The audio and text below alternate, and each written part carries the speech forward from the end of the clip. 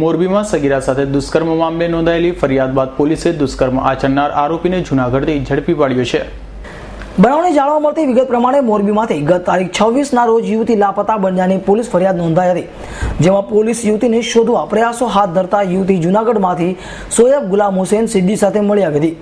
Police બંને ત્યાંથી મોરબી લઈ આવ્યા હતા, જ્યાં તેની પૂછપરછ કરતા આ યુવાને યુવતી સાથે 2 વર્ષ પહેલા મોબાઈલમાં ભૂલથી મિસકોલ લાગી જતા સંપર્કમાં આવ્યો હતો। ત્યારથી બંને એકબીજા સાથે વાત કરતા અને ત્યારે યુવાને આ યુવતી સગીરા હતી ત્યારે તેની સાથે શારીરિક સંબંધ બાંધ્યો હતો, જે આ યુવતીની માતાએ એ ડિવિઝન પોલીસમાં ફરિયાદ નોંધાવતા પોલીસે યુવાન વિરુદ્ધ દુષ્કર્મનો ગુનો નોંધી વધુ તપાસ શરૂ કરી છે। આ બાબતે યુવાનની મદદ કરનાર શખ્સની પણ ધરપકડ કરી છે।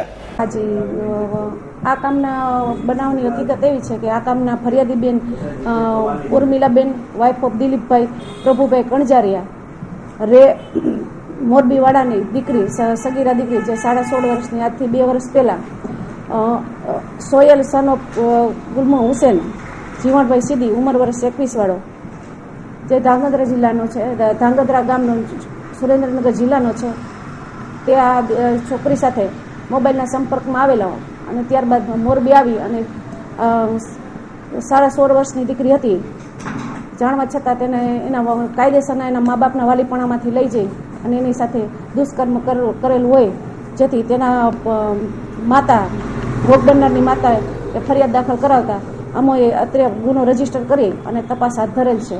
આરોપી અમે અટક કરી લીધો છે અને તેના સાથેનો મદદ કરનાર બીજો એક આરોપી છે, એમને પણ અટક કરી લીધો છે। યાસીન નામનો આરોપી, એને પણ અટક કરી લીધો છે અને આગળની કાર્યવાહી ચાલુ છે।